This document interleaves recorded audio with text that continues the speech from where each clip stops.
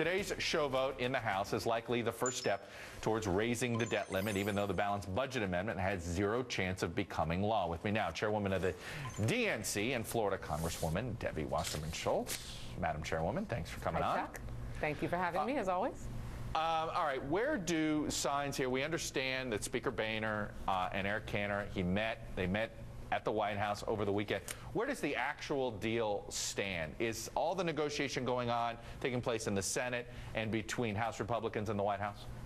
Well, the actual deal stands at Democrats, led by President Obama, being willing to put all of our sacred cows on the table, still pushing for a big deal to make sure that we can solve our nation's fiscal crisis over the short term and the long term. And on the Republican side, sadly, it seems that they are still only willing to insist on their dogmatic adherence to anything that makes sure that we protect millionaires and billionaires. The duck, dodge, and dismantle plan that we're going to vote on in the House today is the Ryan plan on steroids. It would end Medicare as we know it.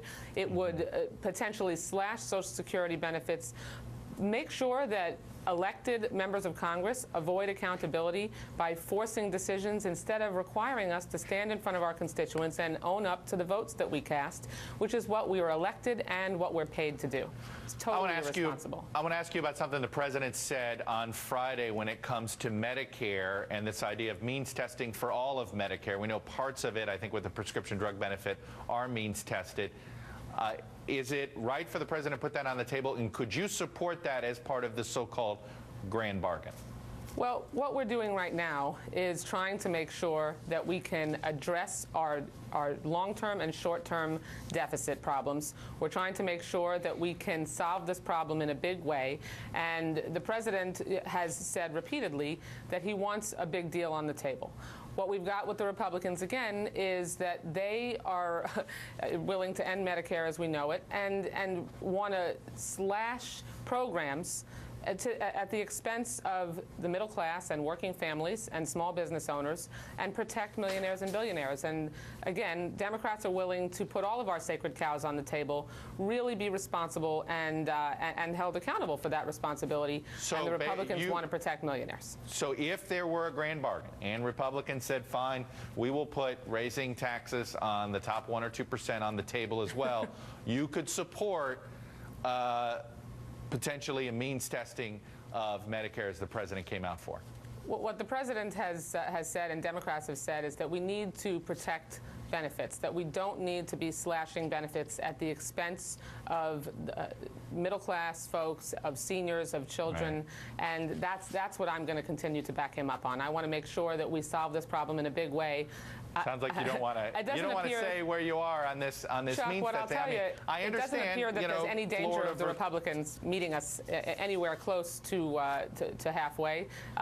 There isn't a single Republican that I've heard that is willing to say they would consider any revenue generated by a deal, and all they do is continue to dogmatically protect millionaires and billionaires. Let me ask you about irresponsible. This stalemate that we all are watching from our point of view sometimes, you just said, you know what, I don't have to say what I'm for, essentially. I don't have to answer that question because there's no danger that somehow Republicans are going to put taxes on the wealthy out there. At some point, when does somebody have to say, Uncle, fine, here's the sacred cow I'm for. No. I'm truly for, and I'll do it. I'm not going to like it, and I know it's going to be make my base mad, but I'll do it. On the contrary, Democrats, led by President Obama, have said that we need to put everything on the table. He put Social Security on the table. He put Medicare on the table. Is it important to say, hey, you know what? This is our proposal on Social Security. We'll raise the retirement age. I mean, are you saying, because that's been the argument, some are saying, well, we don't know exactly what he's for.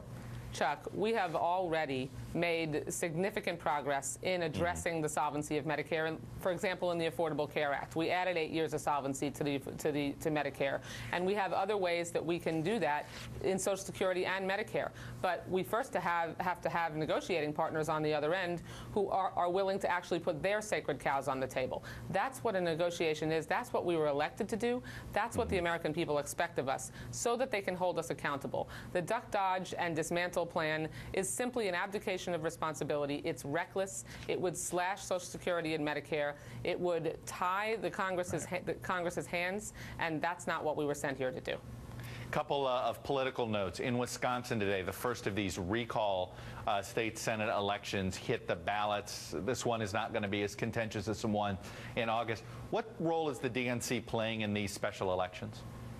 Well, we have volunteers who are very active in all of the states. In Wisconsin, there's a lot of very motivated Democrats and motivated voters all across that state who are deeply concerned about Governor Walker's focus on harming workers, taking away their rights, not making sure that that benefits and salaries are not only adequate, but not dealing with the deficit and trying to blame working people. Are you guys instead spending of really extra money? Are you is the DNC sending extra money to Wisconsin right now for these elections?